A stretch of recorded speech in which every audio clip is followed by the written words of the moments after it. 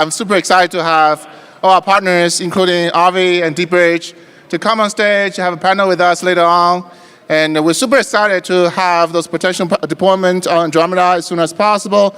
Right now, my team is working with Chainlink for their integration with Andromeda. So once Chainlink is available, I think all those big protocols will come on Andromeda very soon. So I'm super excited about it.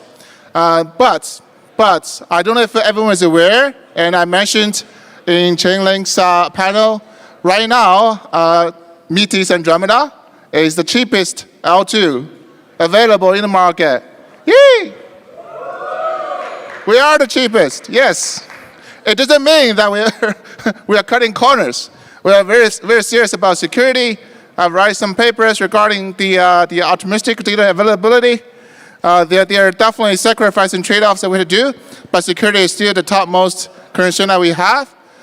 Given that state that we have a credit, I would say trusted, sequencer running by Metis, sure all assets are super secured, but everyone's going to start enjoying the lowest transaction cost available to anyone in the Ethereum ecosystem.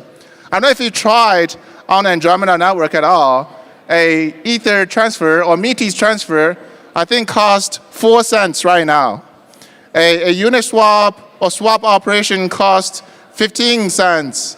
I don't think the transaction cost now becomes a barrier for anyone to try applications on Andromeda. And definitely encourage everyone, if you haven't tried, try transaction on Andromeda, and you will be blown away by the low cost and lightning speed that you're going to experience on the network. So moving forward, one big vision that Metis has is this decentralization.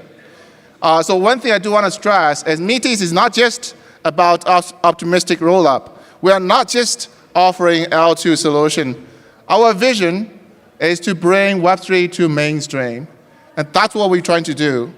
While we're trying to realize that vision, we found the existing infrastructure is not going to help us to realize that vision. That's why we focus on the layer 2 for the time being. But however, now we have achieved a low transaction cost, a super high transaction speed. Our next focus will be the Web 2 to Web 3 transition. We are talking with a lot of partners, a lot of enterprises, a lot of interesting projects. Unfortunately, I cannot disclose any names, but I'm super excited, very, very excited when I hear those names.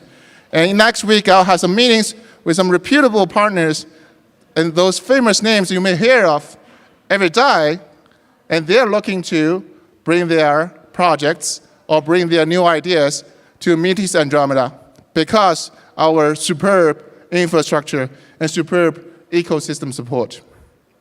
That's the first thing. Second thing, I don't know if you caught my speech in L2 Beat. I think I make it very clear. Right now, the biggest problem for all L2 solutions is the centralization of sequencers. And because of this particular thing, all L2 right now is just a service provided by investors and funds so that people can have a fast transaction speed and somewhat low-cost transaction cost. This has to change. This has to change. And this is our mission at Metis to change that. I'm proud to say Metis is one of the leading teams on this mission. And we are very serious about decentralization and decentralize the sequencers, decentralize the block producers in our layer 2 infrastructure. And you will hear more about it in coming months when we deliver our roadmaps. And throughout this week, I'm also very happy to talk to a lot of smart people in this industry, including folks from Ethereum foundations. And we have exchanged some interesting ideas and actually helped me to add a little bit more spice in the roadmap going forward. One thing we really want to try is to support the BLS wallets. I'm proud to say that Metis will be one of the first chains to have the BLS wallets deployed on testnet. And what it does, it will enable etherless, I would say Metisless or gasless transactions. So any user can jump onto Andromeda without paying any gas and start to use the dApps on Andromeda. And this is huge. It is huge for the mainstream adoptions. Because think about it, you must have some games on your phone, right? And those are free-to-play games. You don't pay anything when you play them, right? That's the entry barrier we're talking about when we bring Web3 applications to mainstream. So there are a lot more to follow, and I do not want to bore everyone to have all the announcements going forward. There'll be a very interesting panel here happening with experts in different areas. And I hope you all have a great evening and have fun.